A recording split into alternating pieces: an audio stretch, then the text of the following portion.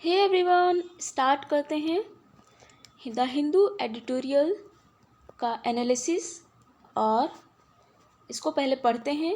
First line पढ़ेंगे, उसके बाद उसकी ग्रामर, उसकी स्पेलिंग, जो एग्ज़ाम के पॉइंट ऑफ व्यू से देखते हैं कि उसके स्पेलिंग्स में क्या डिफ्रेंशिएट रहता है, क्या कितनी स्पेलिंग्स को वो ई को ए बना देता है और आपको स्पेलिंग एरर ढूंढने के लिए देता है ना एग्ज़ाम हॉल में।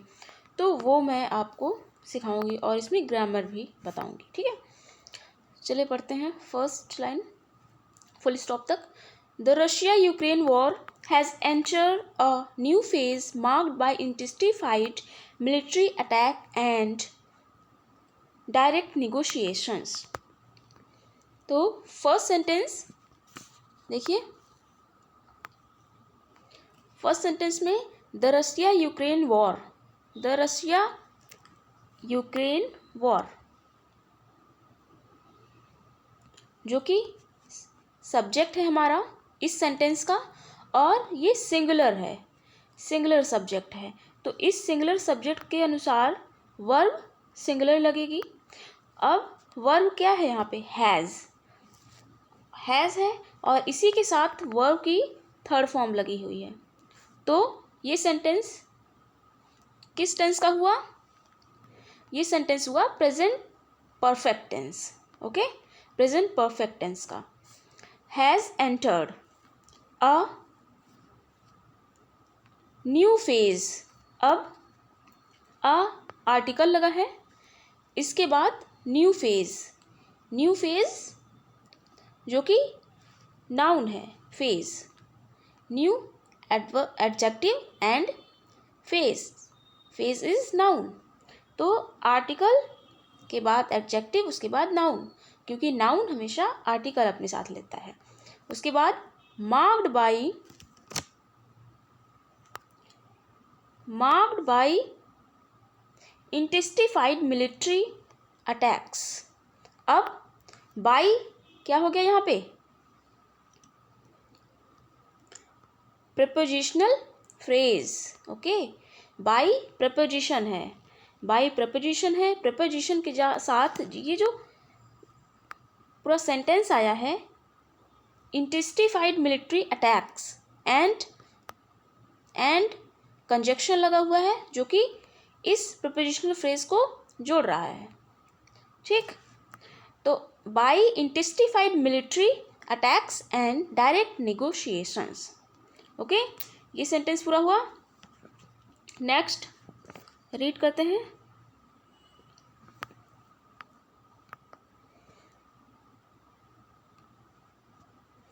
इंटेंसिफाइड का मतलब यहाँ पर है बहुत भारी मात्रा में मिलिट्री अटैक्स हो रहे हैं, बहुत ज़्यादा मात्रा में, इंटेंसिफाइड और बढ़ी हुई। ठीक है, next. On Sunday June 1, 2025, on the eve of the second round of talks, Ukraine carried out its most daring drone attack deep inside Russia, targeting military airfields. अब क्या बात हो रही है? संडे के दिन June 1, on the above of, on preposition, उसके बाद द एव क्या है? एक प्रकार का समारोह, त्योहार, फेस्टिवल। ठीक है, अब जो नाउन है इसके पहले आर्टिकल द, फिर उसके बाद ऑफ, फिर से प्रपोजिशन आया, प्रपोजिशन के बाद आर्टिकल द। देखिए, अब ये फर्स्ट, सेकंड, थर्ड, ये है ऑर्डिनल। ऑर्डिनल के पहले हमेशा द का यूज़ होता है। ओके, ऑर्डिनल के पहले हमेशा द का यूज़ होता है। The second round of talks, Ukraine carried out, Ukraine subject and इसके बाद वर्ब, जो कि पास्ट एंड डेफिनिट फॉर्म में लगी है। ठीक, carried out its most daring drone. Ukraine ने अपने बहुत ज़्यादा अच्छा ड्रोन जो था, मोस्ट डेयरिंग ड्रोन, उससे अटैक किया। किस पर? रशिया के अंदर उसने अटैक किया। और रशिया के अंदर किसको टारगेट करते हुए? Targeting military airfields. Okay, targeting military airfields. And फिर यहाँ पे देखिए इनसाइड प्रपोजिशन है। प्रपोजिशन के बाद नाउन जो कि रशिया, उसके बाद targeting military airfields. Okay, next, according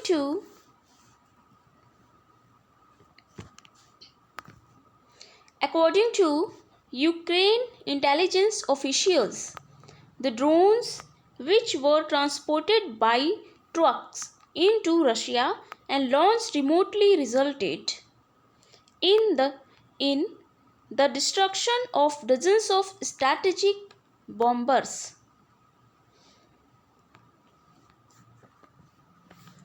Next, according to Ukraine intelligence officials के अकॉर्डिंग क्या है? जो ड्रोन्स हैं वो ट्रांसपोर्ट किए गए हैं ट्रक के द्वारा ट्रांसपोर्ट किए गए हैं। वर ट्रांसपोर्टेड बाय ट्रक्स।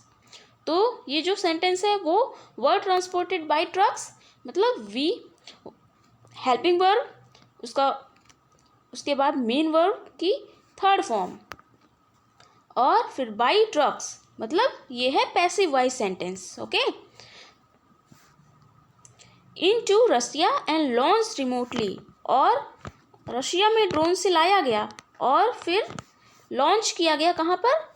रशिया के आसपास के रिमोटली मतलब आसपास के एरियाज में। एंड रिजल्ट क्या हुआ? डिस्ट्रक्शन हुआ, बहुत डजन्स बॉम्बर्स डिस्ट्रक्ट किए। ठीक है, बम्बार्डमेंट हुआ इनका ड्रोन्स के द्वारा जो लाए गए थे। ठीक है, next, while these claims have not been independently verified, Russia Ministry of Defense confirmed that 5 of its airfields came under attack and aircraft at 2 stations, one close to the Norwegian border and other in Siberia, caught fire.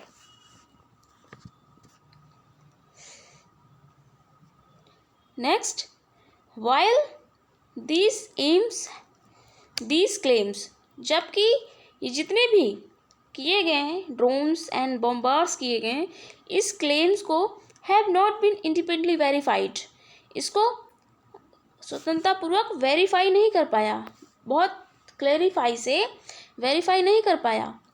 ठीक है, अब claims जो कि यहाँ पे these claims, तो subject क्या है? प्लूरल वर्ब, प्लूरल सब्जेक्ट है, प्लूरल। ठीक है, इस प्लूरल सब्जेक्ट के अकॉर्डिंग प्लूरल वर्ब आएगी। ठीक, तो हैव आया हुआ है। अब ये have not been independently verified, तो ये जो सेंटेंस है पूरा ये पैसिव वॉइस में है। ठीक है, have not been independently verified. Verified के आगे जो इंडिपेंडेंटली लगा हुआ है वो क्या है? एडवर्ब। ठीक, क्योंकि वर्ब के पहले जो भी ly से सेंटेंस वर्ड्स आएंगे वो क्या रहेंगे सेंटेंस में? एडवर्ब। तो ये एडवर्ब है। And Russia's ministry of defence confirm that 5 of its airfield came under attack. Russia ministry ने कंफर्म किया, रशिया की जो रक्षा मंत्रालय है, डिफेंस मिनिस्ट्री, उसने कंफर्म किया कि उसके 5 एयरफील्ड अटैक हुए हैं उसके हैं, और एयरक्राफ्ट एट 2 स्टेशन, और एयरक्राफ्ट भी 2 स्टेशन पे अटैक हुआ है जो कि क्लोज हैं, नॉर्वेजियन बॉर्डर के क्लोज है, और दूसरा किसके क्लोज है? साइबेरिया। और जिसमें फायर लग चुकी है, ठीक है, फायर्ड हो गए हैं पूरे।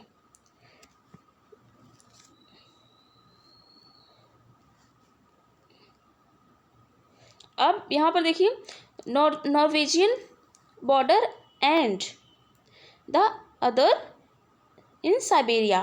तो एंड जो है वो कंजक्शन है, जो कि दो सेंटेंस में दो नाउन है उनको जोड़ रहा है, नॉर्वेजियन एंड साइबेरिया, ठीक है। Next,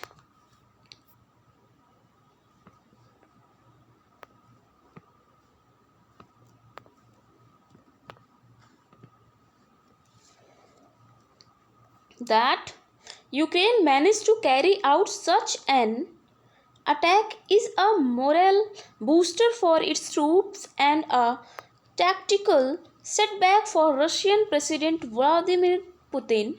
Prior to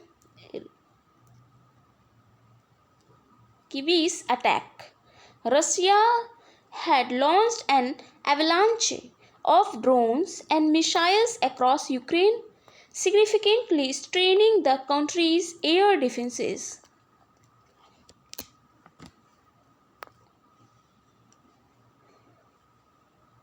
That Ukraine managed to carry out, और उस समय यूक्रेन मैनेज किया उसने कि ये जो अटैक हैं वो उसके लिए बहुत बूस्ट हैं, उसके लिए, उसके ट्रूप्स के लिए, क्योंकि उसने बहुत अच्छा अटैक रशिया पर कर दिया था और उनकी मिसाइल को भी वो लोग रोक नहीं पा रहे थे, उनके लिए एक बूस्टर का काम किया वो, ठीक है।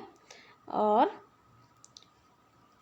फिर उसके बाद रशिया प्रेसिडेंट व्लादिमीर पुतिन ने सेटबैक हो गए वो, क्योंकि उनके जो ड्रोन्स थे उनका सामना नहीं कर पा रहे थे, ठीक।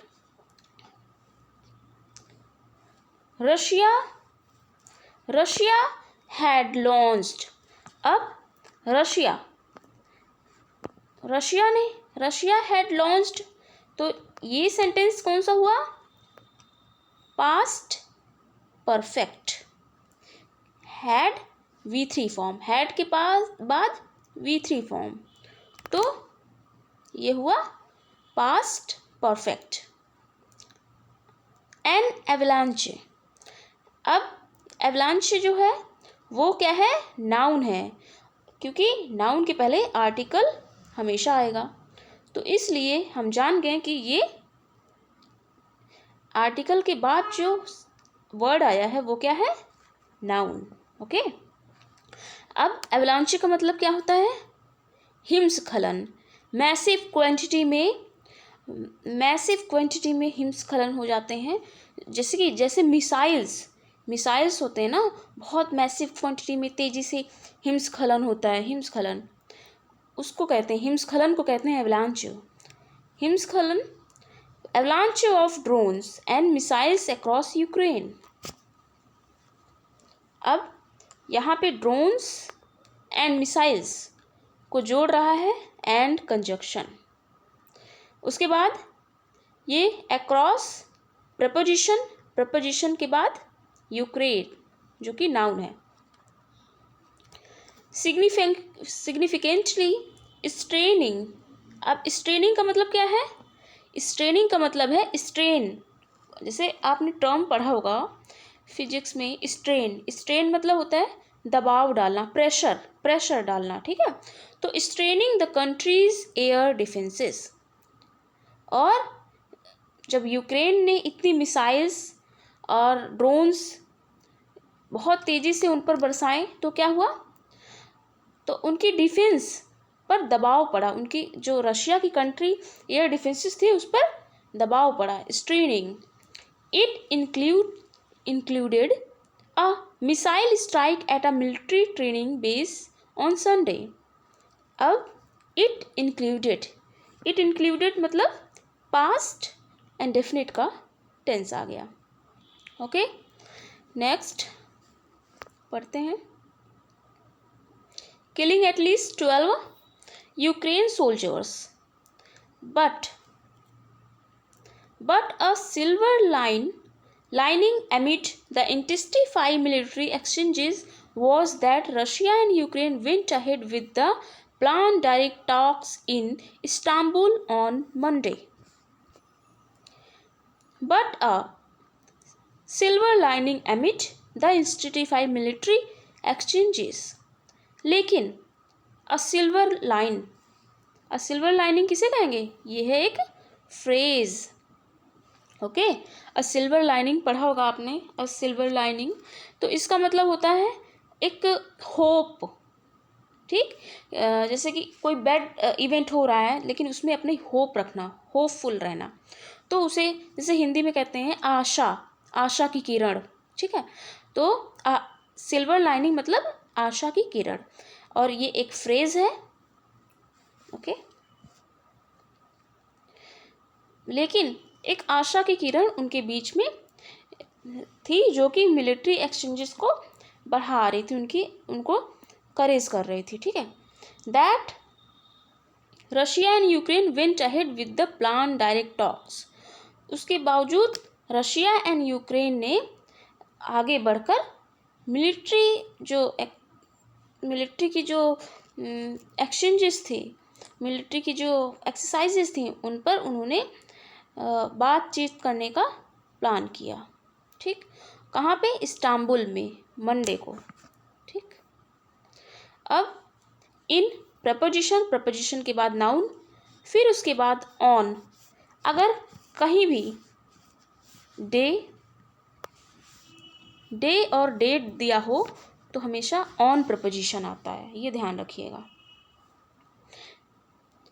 To a prisoner exchange deal and scheduled a third round of talk later in June. उसके बाद agree to a prisoner exchange deal हुई, उसमें शेड्यूल किया गया एक थर्ड राउंड टॉक. कब? जून के बाद. ठीक, नेक्स्ट 40 months into the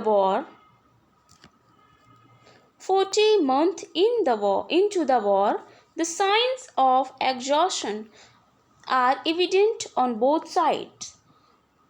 अब 40 month तक वॉर हुआ, उसमें दिखने लगा कि दोनों तरफ के जो सेनाएं हैं, दोनों तरफ के जो लड़ने वाले वॉरियर्स हैं, क्लियर साफ दिखने लगा कि वो थक गए हैं.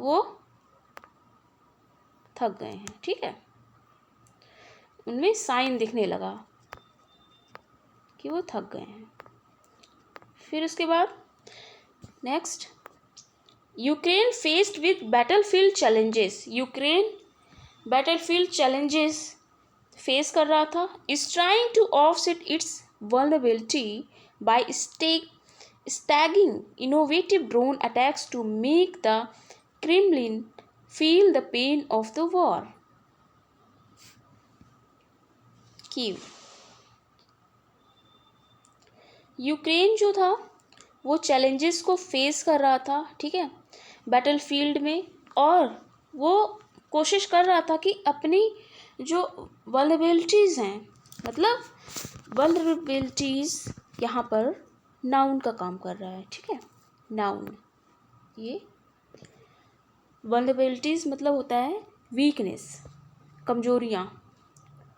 ठीक, कमजोरियाँ को ना दिखाते हुए वो अपने ड्रोन्स के अटैक को बहुत ज़्यादा दिखा रहा था, जिससे सहायता मिल रही थी उसको अमेरिका से.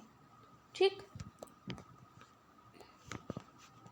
Next, Kyiv has not had any major territorial victory in its lost territories since Kherson offensive of late 2022. Over the past year, Ukraine has lost nearly 500 square kilometers of its territory to the Russians. अब इसमें tense देखते हैं. Kyiv has not had any major territorial victory. has जो कि present perfect tense को indicate कर रहा है। तो हैज़ के बाद वर्ब की थर्ड फॉर्म जो कि आई हुई है हैड, वर्ब की थर्ड फॉर्म हैज़ और हैड। तो वर्ब की थर्ड फॉर्म ये आ गई हैज़ के बाद। तो ये टेंस कौन सा है? Present perfect. ओके।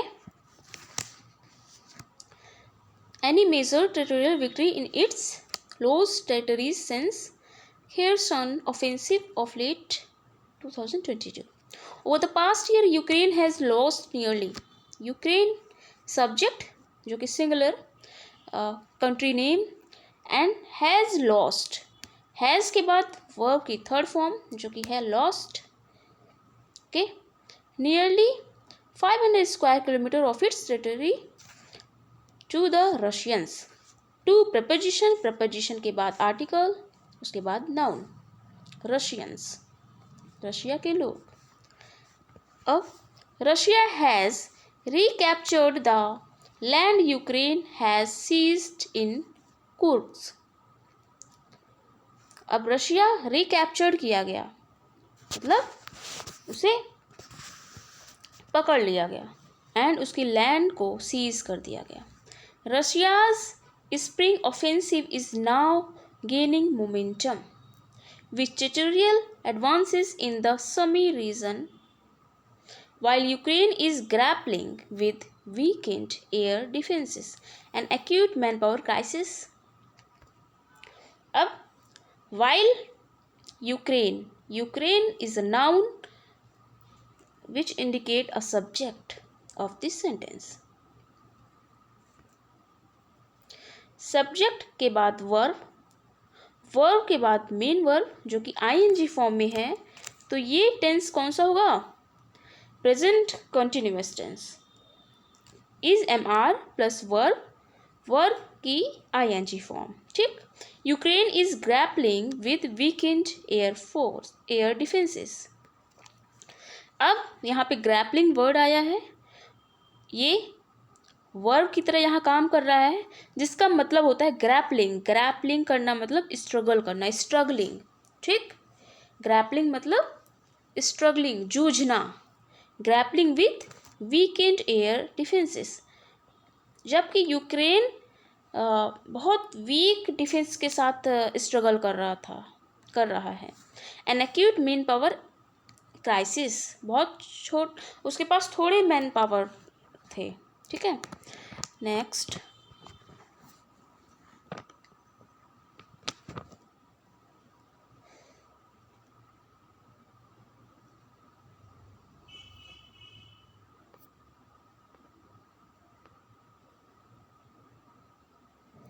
लेकिन बहुत थोड़े मैन पावर थे उसके पास, लेकिन उसने कंटिन्यू रखा. किसके सपोर्ट से? यूएस के सपोर्ट से. जो कि यूएस किसके अंडर में है? यूएस के प्रेसिडेंट कौन है? Donald Trump. डोनाल्ड ट्रंप उसे पूरा सपोर्ट दे रहे हैं. इतना कमज़ोर होने के बावजूद भी वो ड्रोन का अटैक कर रहा है रशिया पर और डट कर खड़ा हुआ है. तो किसके सपोर्ट से? यूएस प्रेसिडेंट डोनाल्ड ट्रंप के सपोर्ट से, क्योंकि वो उसको प्रोवाइड कर रहा है ड्रोन्स. ओके. इसीलिए रशिया टिक नहीं पा रहा है, उसका फेस नहीं कर पा रहा है ड्रोन्स का. Next, Russia has found it increasingly difficult to prevent Ukraine's drone attack targeting its energy infrastructure. The Black Sea Fleet now airfield hosting strategic bombers. If Russia has battlefield momentum, Ukraine stayed defiant. अब डिफिएंट की यहाँ पर मैं आपको इसका meaning बताऊंगी. इसको लिख लीजिए, DEFIANT. डिफिएंट. डिफिएंट मतलब कोई अपोजिशन, विद्रोही होता है, विद्रोह करता है, जो विरोधी होता है उसे कहते हैं डिफिएंट. ठीक.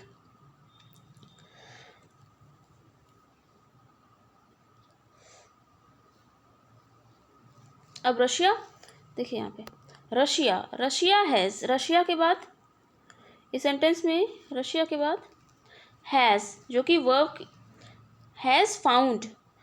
हैज़ वर्ब एंड वर्ब के बाद वर्ब की थर्ड फॉर्म, तो ये प्रेजेंट परफेक्ट में टेंस जा रहा है। और नेक्स्ट यहाँ पे देखते हैं, if Russia has battlefield momentum, Russia battlefield में आते भी है अपना, तब भी वो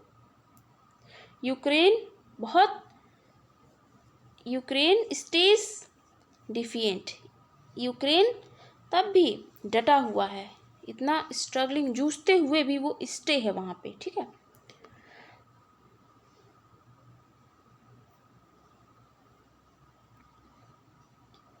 if the war continues to drag on, अब यहाँ पे ड्रैग ऑन भी एक फ्रेज है, ड्रैग ऑन का मतलब क्या है, एक ये फ्रेजल वर्ब है जिसका मतलब है लंबा खींचना, ड्रैग मतलब खींचना, ड्रैग ऑन लंबा खींचना, continue for long time, drag on. The toll जानते होंगे, is a very common name, toll tax, toll, तो कॉस्ट और डैमेज, यहाँ पे टोल का मतलब है कॉस्ट, जो कि डैमेज हुआ है, ठीक, रशिया का damage, toll on both side, मतलब कोई अटैक करेगा, कोई सहेगा तो दोनों तरफ का नुकसान रहेगा ना, डैमेज दोनों तरफ का रहेगा, बोथ साइड, ओके, तो यही बता रहा है यहाँ पे। ड्रैग ऑन मतलब कंटिन्यू, लंबा खींचना। सो फार एफर्ट बाय मिस्टर ट्रम्प, दोनों तरफ से बहुत ज़्यादा दीर्घकालिक युद्ध तो हो ही रहे थे, लेकिन ये सब एफर्ट किसके द्वारा था, मिस्टर ट्रम्प ही जो कि इस युद्ध को पीस में ला सकते थे, मतलब इसके युद्ध को विराम लगा के दोनों में पीस दे सकते हैं। But he should not give up, लेकिन जो यूक्रेन था वो गिव अप नहीं कर रहा था, ठीक। रशिया हैज़ लॉन्ग स्टैंडिंग ग्राइवेंस, अब यहाँ पर ग्राइवेंस आया है, ग्राइवेंस का मतलब होता है ग्राइवेंस का मतलब कि बहुत जो शिकायत होती है, कंप्लेन, ठीक, ग्राइवेंसेस कंप्लेन, शिकायतें, और ये ग्राइवेंसेस जो आया हुआ वो नाउन की तरह यूज हुआ है यहाँ पे। Russia has long standing grievances and future security concern, okay, that must be addressed. अब मस्ट ओनली होता तो एड्रेस आ जाता, लेकिन मस्ट के बाद बी आया है, बी फॉर्म, तो इसलिए ईडी वर्ब की थर्ड फॉर्म हमेशा यूज होगी, ये ध्यान रखिएगा। Ukraine wants credible security guarantees that shield it from future attack. Ukraine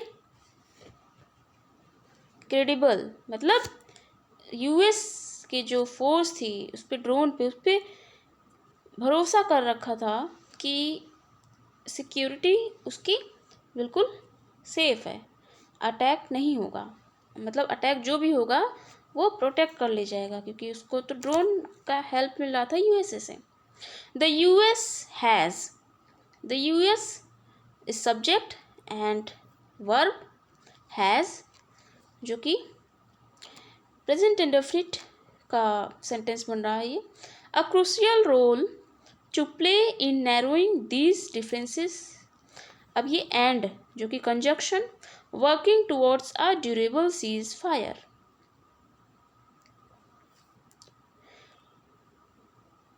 narrowing, देखिए अब ये है प्रपोजिशन के बाद ING form, gerund form, okay, जो कि noun, narrowing these differences and working also is a gerund form, towards a article, durable ceasefire is a noun, okay। I hope this session is very very helpful to all my dear students. Please जो भी new students इस session से जुड़े हों channel को subscribe जरूर करें and इस सेशन को लाइक शेयर जरूर करें. Take care.